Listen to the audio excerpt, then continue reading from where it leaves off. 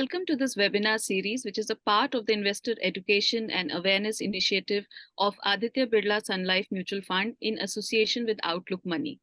The World Investor Week is celebrated between 2nd and 8th October, and this year the theme is Investor Resilience, Crypto Assets, and Financial Sustainability.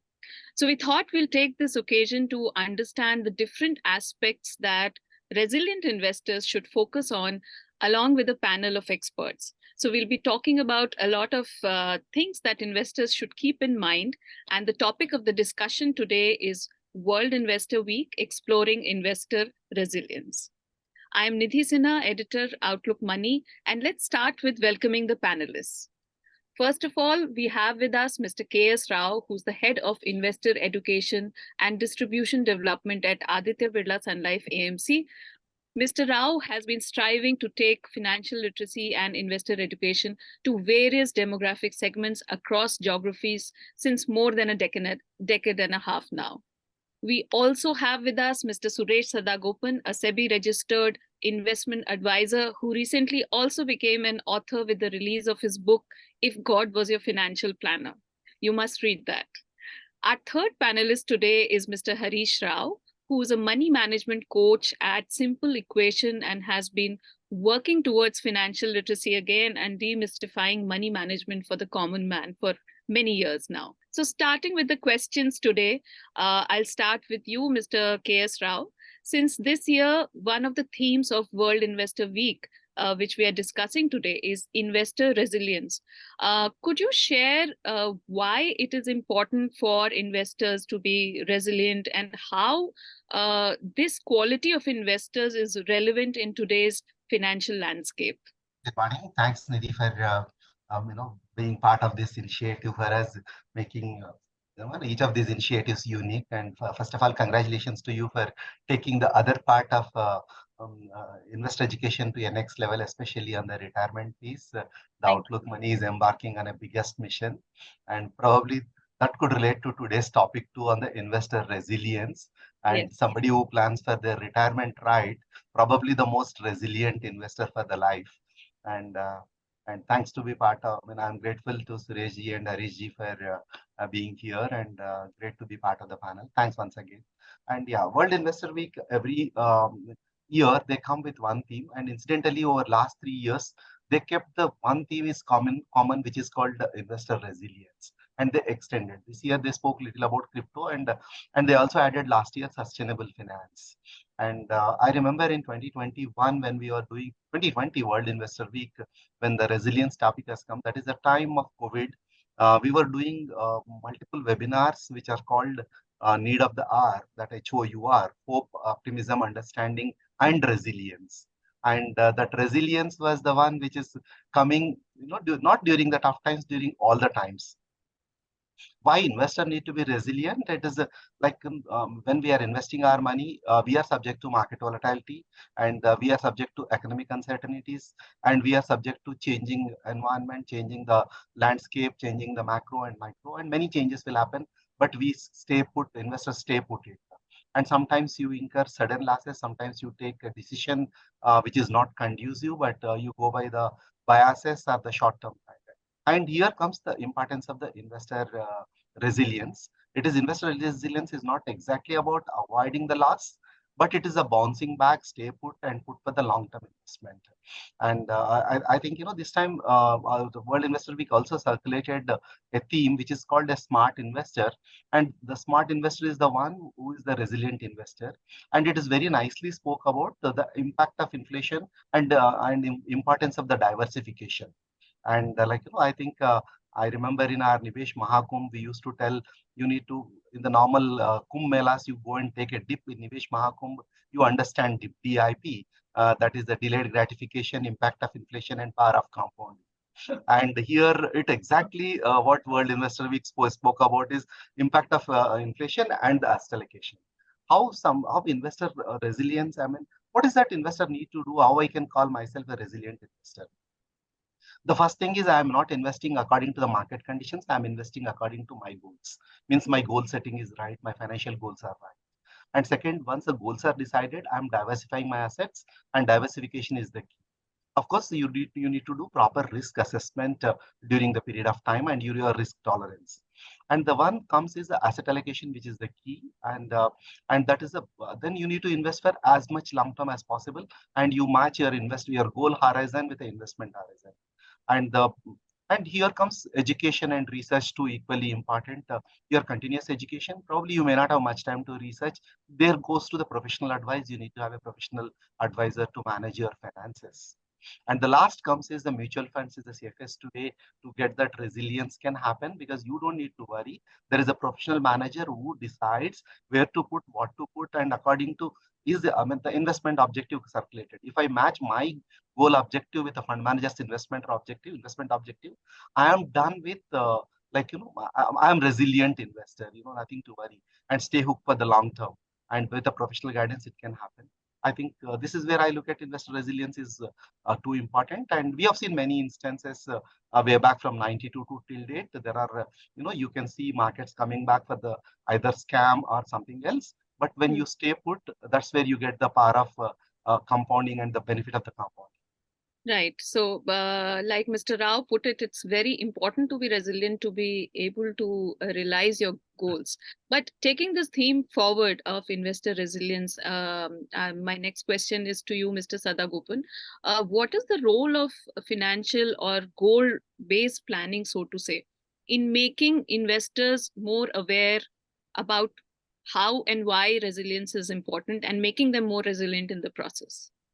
See, almost all the people who come to us, they have a lot of goals, dreams, aspirations. And obviously, as a financial advisor, my role is to ensure that in whatever time frame they want to achieve the goals, I mean, all the goals that we have agreed upon, those goals we should achieve in those time frames. But the point is, I mean, life is never, a smooth rise like that. So life is also like our pulse. I mean, it goes up and down. And I mean, recently we saw the effect of COVID and what happened in COVID, and a lot of people actually got affected by COVID. Yeah. COVID is probably once in a generation or a once in a century kind of an event, probably. But at the same time, there are going to be other multiple shocks which are going to be there. A lot of people who come to us, they tend to discount that particular aspect, and they are really focused only on achieving their goals. So as a financial advisor, I mean, it is my job to have say appropriate security nets in place to take care of these kind of calamitous events, and so that the investors can sail through even if there is a shock. So at least they should be resilient. I mean, Nicholas Nassim Taleb had written a book called Anti-Fragile. One is, I mean, some of the people, when there is a shock, they actually completely break down like a piece of glass, and that is fragile. And what we are currently talking about is the resilience. I mean, if there is a shock, yeah, you're going to be affected by it, but at least you should be able to bounce back. And that is essentially what we would want to work. Anti-fragile is, I mean, even if there is a shock, then you are able to overcome it, and you are better for that. I mean, you are in a much better place as compared to what you were. So let us not really talk about that at this point, because we are talking about resilience. So one of the things which we do while we do a financial plan is to first and foremost have a liquidity margin. So why do we have a liquidity margin? It is because, see, there is a possibility that income which is expected to come at a particular time, which we are dependent upon for expenses, for spending or investments. If it gets delayed, we should have enough money by the side so that we'll be able to take care without any problem. So that is the basic liquidity concept. And typically, as financial advisors, the general amount of liquidity that we maintain is at least 3 months of expenses, including all the loan EMI payments. Apart from that, we also may have to put aside some money for emergencies and contingencies. Contingencies are things which probably we may not be able to truly really anticipate. One of the contingencies is like what we saw, the COVID. And emergency is also something very similar. Emergency and contingency are very similar. Like, for example, there can be a senior person in the family who may require medical attention from time to time, or there may be a family member who is probably into maybe some business, or maybe financially not really that well off, and we may have to support. So the timing is not known, but it is also reasonably known that, okay, we may have to support them from time to time. So in those kind of situations, if it is known according to the particular family situation and according to their estimate of what kind of support they may have to extend, we really keep aside a certain amount of money in terms of emergency and contingency provision. So only when we do this kind of a thing and we provide the security net, will we be able to actually move ahead and achieve whatever goals that they have already told us and we have agreed upon, and we will be able to achieve that without any major problem. So resilience is absolutely important. I mean, the other resilience, of course, is taking appropriate insurances. So wherever possible, wherever risk transfer is possible at a reasonable cost, I think that is exactly what we should do. And insurance is actually all about that. So we need to take appropriate medical insurance, appropriate life insurances. I mean, as per the calculations, and then other insurances like critical illness or accidental insurance, home insurance. These things on a case by case basis, need basis, we'll need to do that. It is part of the overall resilience building for the client, I would say. Right. In fact, one of the good things that COVID did in its wake is made at least some more people aware about the importance of insurance, if nothing else. So, of course, moving on, the World Investor Week that we are talking about, another theme is sustainable finances, which brings together the concepts of environmental, social, and governance, ESG, and their relevancy to investment decisions is what we would be interested in. So, Mr. Harish Rao, could you explain why sustainability has become a crucial aspect of the investment landscape recently, and how can investors align this whole concept with their value system in terms of investing? Good question, Nidhi, and a warm welcome to my panelists, co-panelists also, K.S. Rao ji and Suresh ji. Sustainability is largely at this point in time a very Western notion. But I think it's got its echoes in India as well. India being a country with 1.4 billion people, we need to find ways to sustain our resources, maintain our environment, and ensure that our governance also keeps improving. Like you said, it is ESG, environmental, social, and governance. It's basically a screen or filter used by socially conscious investors, in which stocks are screened on the basis of these three scores. It's also called socially sustainable investing, impact investing, socially responsible investing. All of them are synonyms of ESG investing. So why am I saying it's a very global trend is because there are certain global or Western imperatives that are getting imprinted on this. One is climate change. The environment part of it is climate change. There are climate change goals that countries and companies have to adhere by. Then you have compliance to government or environment regulations, pollution standards, etc. Then you also look at carbon footprint. So these are broadly the environmental parts of it. The social part of it, again, is a very Western concept because there's been a huge social churn overseas.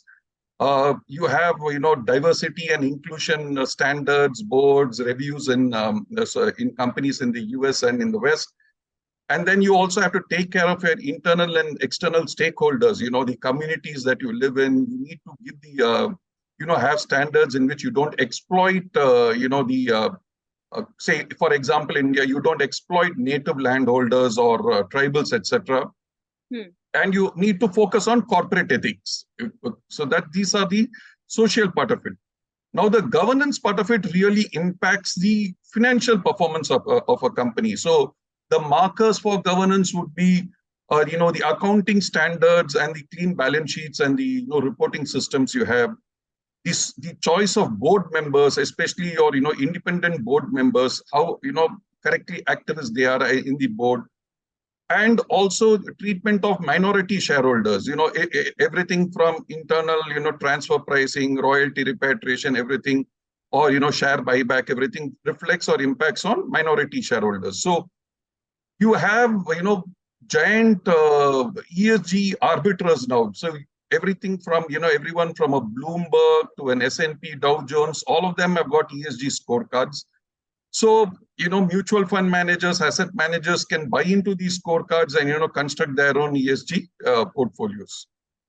So definitely, Nidhi, it's going to become more and more important going forward because, like you said, sustainability is very, very important. There are very limited resources, and the world and investors are becoming more activist and demanding more from the corporates they invest in. Okay, thank you for that, very comprehensive answer, and our readers will have a lot of takeaways from that. But coming back to investor behavior and how they behave, especially in the equity market, when we are talking about resilience, the discussion of equity market can't be left far behind, because that is one of the areas where these things get affected sometimes. So, Mr. K.S. Rao, could you elaborate? This what should investors keep in mind when investing in equities, and should they keep changing strategies as the market conditions keep changing? Nidhi, for this wonderful question. I mean, you're very right. When we look at resilience, sometimes we look at what is the safety as a class where I can put my money and forget this so that I'm more safer. Sometimes we don't want to take any risk. And somebody rightly put it is, you're taking the biggest risk by not taking the risk. And equity is such an asset class which you can't ignore. You want to be a resilient investor for the lifetime. And whether you want to change the stance time and again, depending on the market, probably not. And there are great financial advisors like Suresh ji, I mean, who can guide people. And I also have gone through some of the data at the back end. The equity investors who stay put and who got their true power of compounding is work. Either the one class of investors, either they have invested and forgotten that they have invested, and second class of investors are predominantly are handholded by one of the good financial advisors. Who manage their emotions during those turbulent period. Nothing to worry, and there is something else is there. Earlier, Sureshji was talking about, you keep something. It is an emergency fund kind of thing, and you don't need to worry why you need to liquidate your assets. And there are when they review once in a year, then which asset class they need to look at, and they take that call. The advisor takes the call. Then you can look. But equity as an asset class, you can't ignore. And though equity as now, post-pandemic, there is a good traction which has happened either in the mutual funds through the SIP route or some extent direct equity. Of course, direct equity, I have seen the numbers. This year it has started coming down. It's 21, 22 was upward and 22, 23. And if you can look at currently, and it is on the downward trend. And then second part, I was just looking at after doing all these things. I mean, I was talking to one of the CEOs of one of the registrar companies the other day. We were just analyzing the back-end data, what exactly is looking at. And, even today, I look at only 2.6 crores of active folios in the equity mutual funds. Means, all that what we have done is just minuscule and lot to be done. And second part, another data suggests 50% of the Indian households still preferring the property as an investment base, not as an equity. However, equity has outperformed substantially. If I can look at 20 years Nifty CAGR, which is 15%, and 20 years inflation is 6.5%, and imagine the outperformance as an equity as an asset class. Means, if you want to be a resilient investor, you can't be resilient without taking equity. Even for the retirees, I don't need money tomorrow morning, everything. I'll be living longer. If somebody is retiring at 60, maybe 25, 30 years, and your concept of 40 after 40, somebody is staying for next 40, they need to put entire that money to the equities. And then what are the strategies they can adapt? The simple strategy is invest for the long term. And when you are invest for the long term, don't take a short-term calls. Just you need to get away from it. There is a meme which was going on. What is a long term means? If I buy a train ticket boarding at Kanyakumari, and if I need to get down at Srinagar, and that's my long journey. But if you want to look that as a short term, every station you get down and take your ticket buying, then you will never accomplish what you want to accomplish. You need to stay put there. Then diversifying your portfolio is always giving that benefit. And thanks to the mutual fund industry today, either you have a multi-asset funds or you have a balanced advantage fund where it is taking some kind of, you are getting an equity exposure. At the same time, you are not getting the full shocks in case something happens to you. And little bit of research and education is must. Probably, the Outlook Money magazine, the way it does, Even if you are reading, don't read anything, even Outlook Money you read, then you are comfortable to get some basic research and you are there. And have a disciplined approach. The disciplined approach is again SIP as a theme. It has really created a momentum, and I keep meeting. I'm so happy. Sometimes I feel take pride, though I don't need to. And some investor invested in SIP, made tons of money. And this is a guy whom I met. It's just a week back in one of the forums. And is SIP money somewhere in one of the equity funds with the 25 years, a little of 5,000, and he suddenly has seen few crores of rupees. And he says, mutual fund SIP is the reason for my growth. I mean, this is where the disciplined approach, knowingly, unknowingly, you need to bring that discipline. And fundamental, I always say the underline is go for a professional advisor, have a professional advice, because that helps a lot, because none of us are sure what is going to happen tomorrow morning. And professional advisors can make that. And professional fund management will also help you on that. And these are the few things, not as a strategy, but as a basics we need to. This is a hygiene factors I can look at. And last is the power of compounding. For example, even for the India's GDP, I look at, first trillion of the GDP has come 67 years of independence. And second trillion has come after 8 years, and third trillion has come after 5 years. Means the power of compounding, that you stay put your money, and the way India's GDP is growing, your money will grow. And don't neglect asset class as an equity. And equity should be part of your asset class where you are participating, where you become more resilient. Right. So hygiene and diversification is among the things that Mr. Rao talked about. And Mr. Sadagopan, coming to you, diversification, we're talking about diversification, the whole, relation between risk and return are the concepts that investors should perhaps, pay heed to. So could you elaborate these concepts for our viewers to explain it to them, how it works? And it would be great if you could use some examples from your recent book. See, when we put together a portfolio, we need to understand what are the requirements for that particular client. So when in the future the various goals are coming. So if some goal is coming after 6 months or 1 year, we need to keep a provision for that in an appropriate instrument. The appropriate instrument can be, for example, an ultra short fund, or maybe an arbitrage fund, or it can be a short term FD, or it can be in the bank account. If it is only 3 months, 6 months, it can even be in the bank account.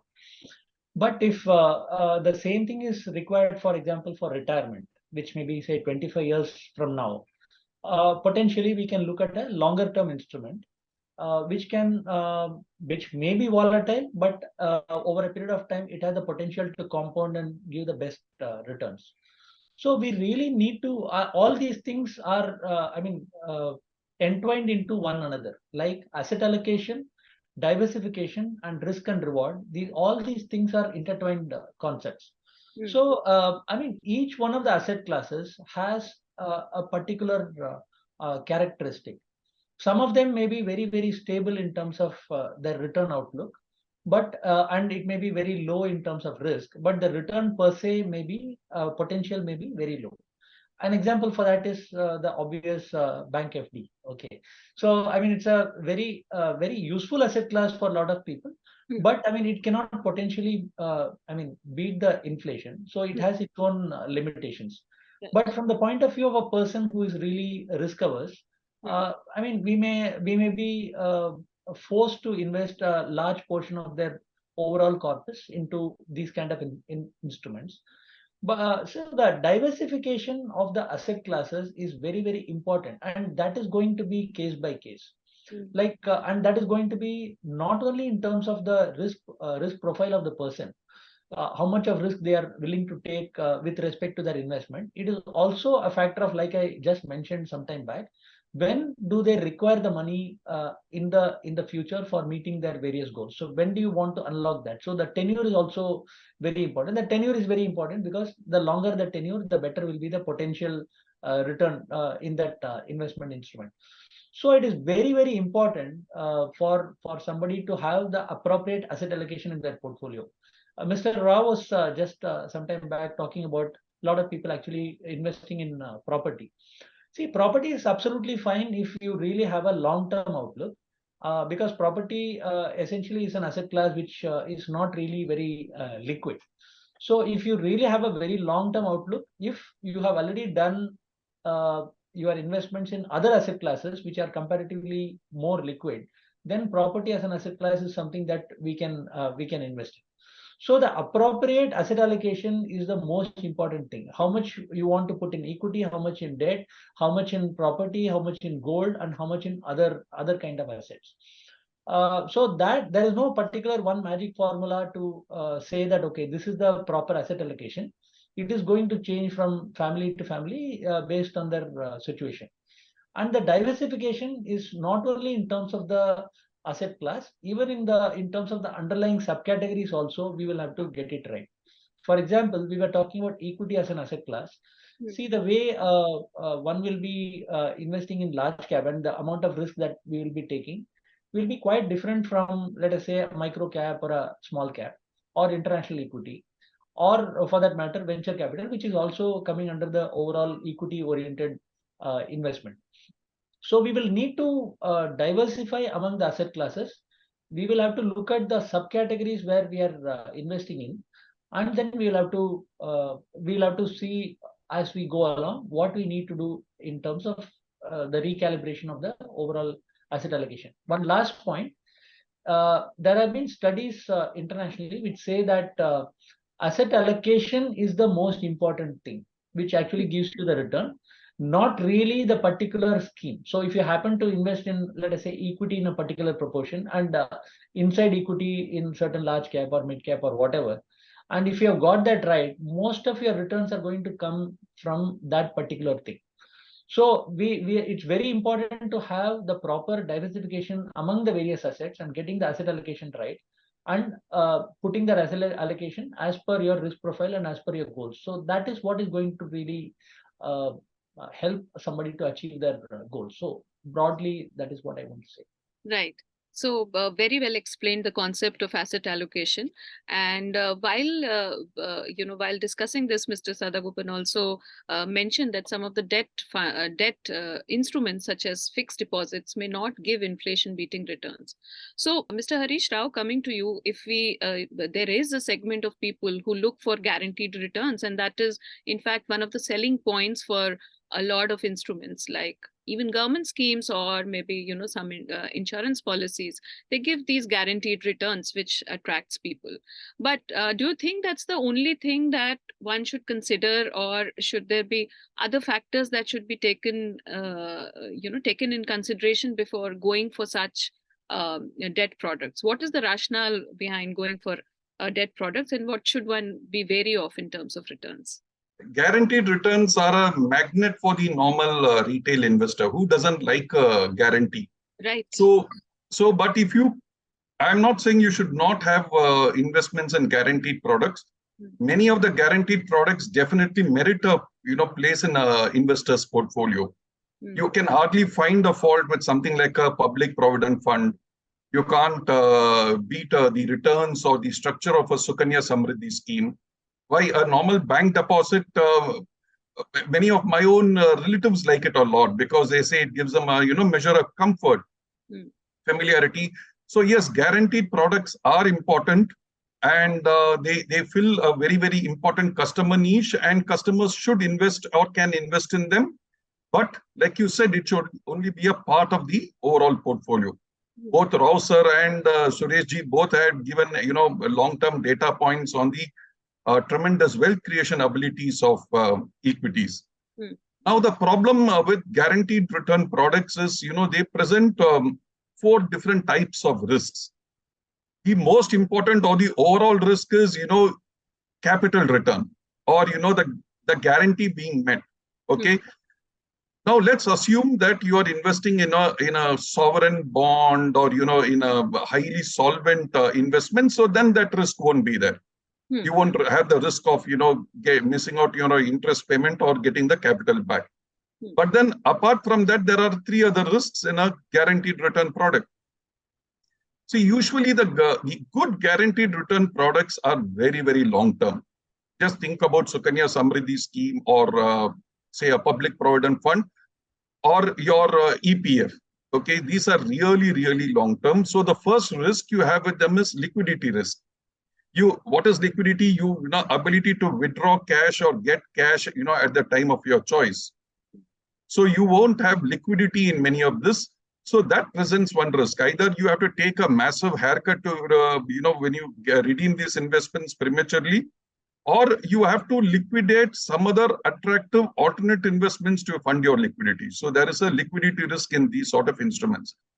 Second is your purchasing power risk. In fact, both my co-panelists have talked about the effect of inflation. What is purchasing power risk? Your purchasing power goes down when inflation goes up. So suppose you have an insurance scheme which gives you a guarantee of, say, 5.5%. I really know of people who have invested long-term in insurance schemes without knowing the return. Just the fact that they get a guarantee. But then when you do an XIRR, it comes to around 5.5% post-tax.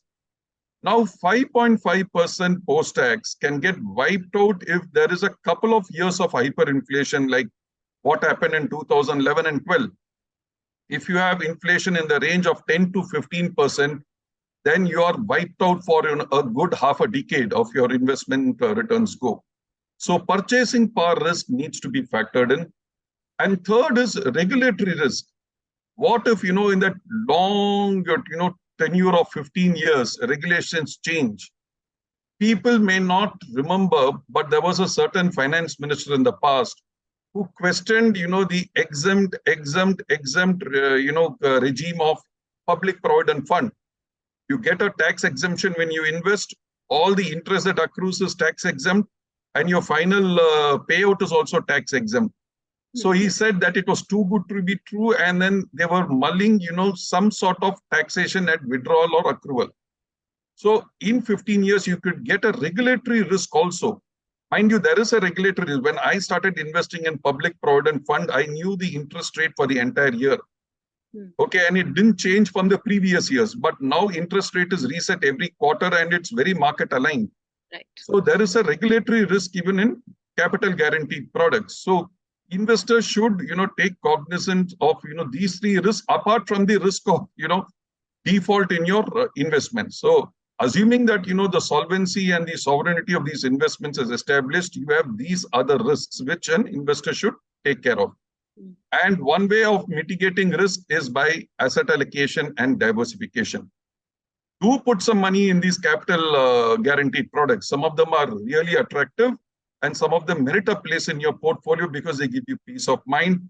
But you need to also invest in certain other financial assets like equities or hybrids or debt schemes, which will give you the liquidity, which will, protect you from a certain amount of purchasing power risk. So I think that's my take on this, Nidhi. Right. So while we are talking about guaranteed products, the other end of the spectrum, we have these common fads that come up in the market. So Mr. Sadagopan, I'll come back to you. Like, for example, in 2021, crypto suddenly became very popular.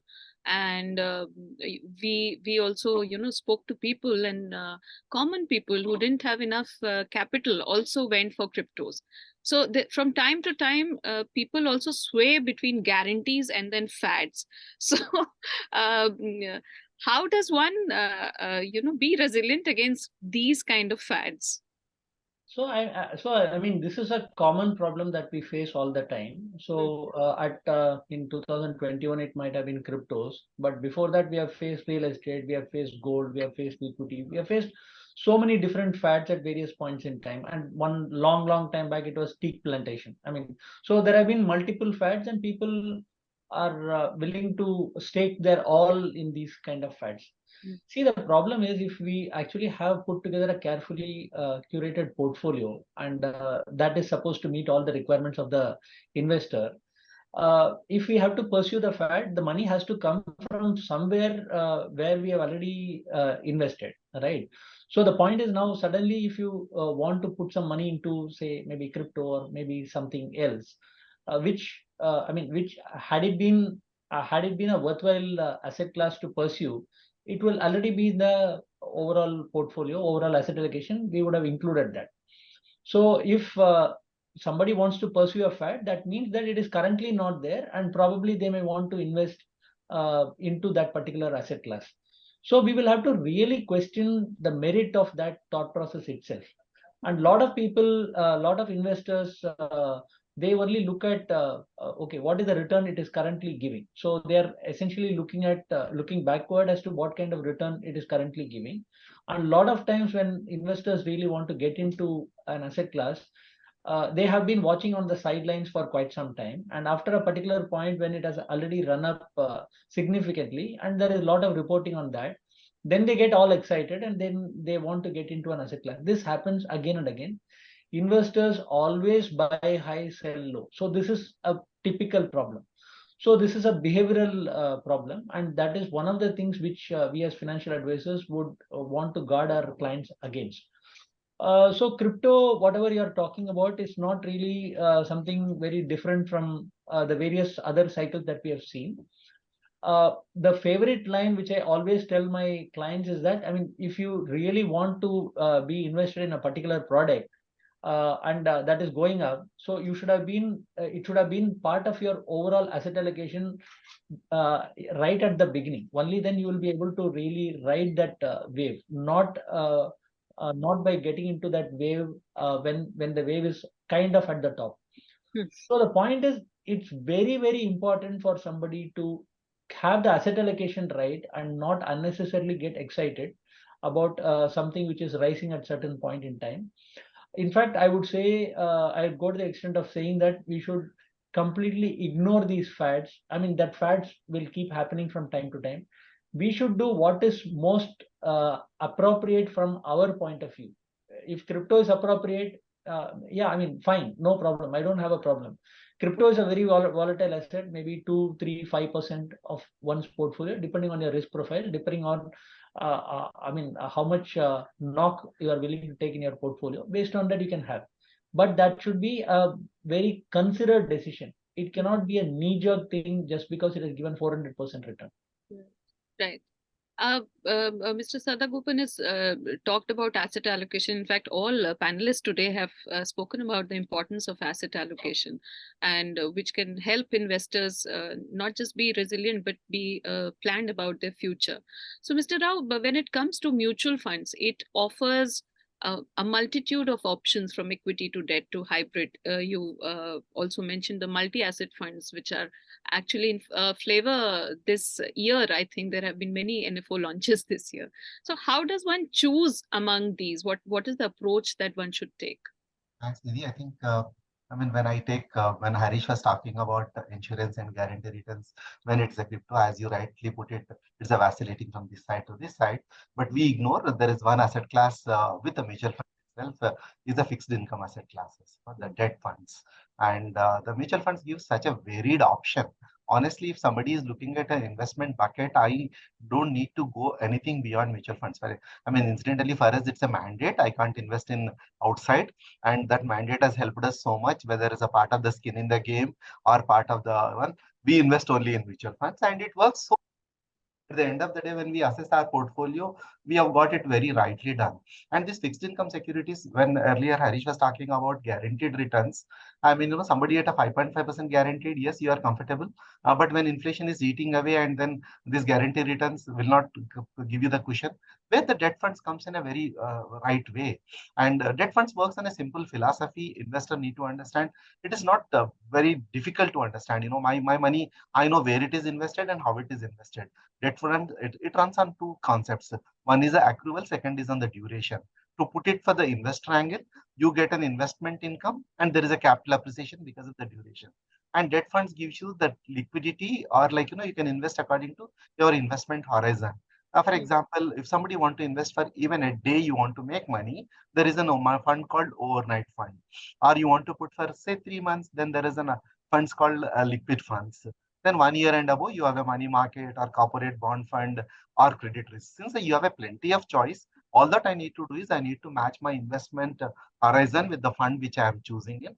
And though sometimes we confuse people with the durations when we speak out outside. I mean, say if I talk something about Macaulay duration, investor gets knocked off and he says I am more safer at my fixed deposit. Then rather, if I can convert that into a simple language, don't worry about the Macaulay duration, worry about your own duration. Say you have a 3 to 6 months money, then give it to me in my ultra short term fund. You have a 6 to 12 months deposit, give it to me in my low duration fund. If you have 1 to 3 years of money, please put it in my short duration fund, or 3 to 4 years money, you can give me in my medium duration fund, or 7 years money, you can give it to me in long duration fund, and which can reasonably give, one is a liquidity as available, as earlier Harish was talking about. Second is like, this is at most transparent when to, where invested and how it is invested. And coming to have a simple strategy, I'll put it in an acronym, which is IRDA. That's what you need to do while you're investing in mutual funds, debt funds especially. What is your investment goal, and what is your risk appetite, and how diversifying you are doing it. And the one is the last Suresh spoke about earlier was the asset allocation. Right. And if you can follow this IRDA, then underlying is look at the performance over a period and have a professional advice. And debt funds can be a fantastic way. And debt funds are the fixed income securities which are invested simply into the government bonds or corporate bonds or treasury or other debt instruments. And we are not investing in assets which you don't understand. And incidentally, this month we are starting. I think today regulator will sign off for us. And we will be signing debt ki baate. It's we are promoting like mutual fund sahi hai, like debt fund sahi hai. Okay, so coming to the end of the session, and we are running out of time also, maybe one takeaway for investors from each of you. See, investment is a slightly boring kind of an activity. I mean, if you are really looking for excitement, there are a lot of other places for excitement. As far as investment is concerned, you just need to assess properly, put it in proper buckets, and I mean, from time to time, you just have to take a look at that, and it will all work out over a period of time. And there is no point in chasing fads, nothing. So it's in a sense, it is a very sedate. I would even call it boring, but that is what actually produces results. So I mean, I'm just asking the investors to stay with it and not try to do any live wire tactics with their investments. Great. Mr. Harish Rao. I think one should learn from their mistakes, Nidhi. Like one favorite, quote or metaphor of mine is what I learned in the bull market of 2000, the dot-com bull market of 2000, in which I made some pretty silly investments and learned a mistake. So a very senior, advisor friend of mine told me a quote which I will never forget, and I would like to share with the viewers. When an investor with money meets an investor with wisdom, the investor with wisdom gets the money, and the investor with money gets the wisdom.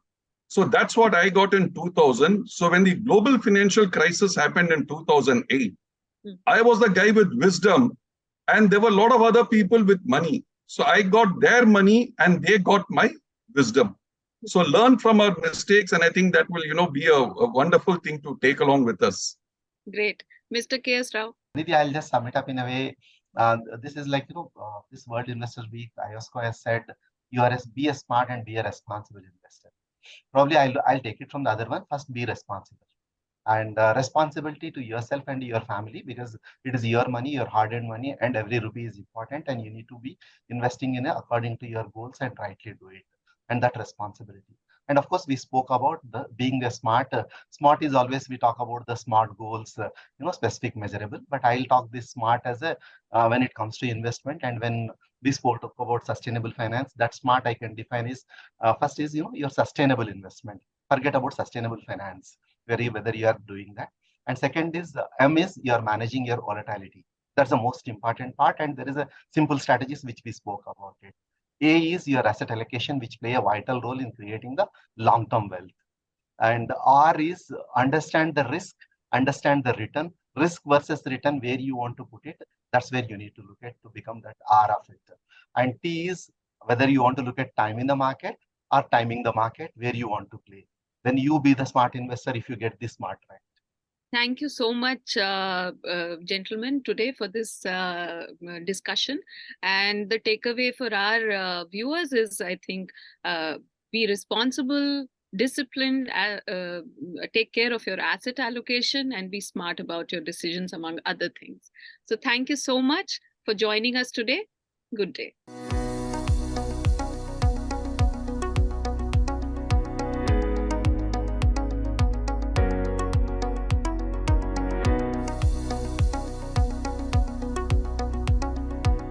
Mutual fund investments are subject to market risks. Read all scheme-related documents carefully.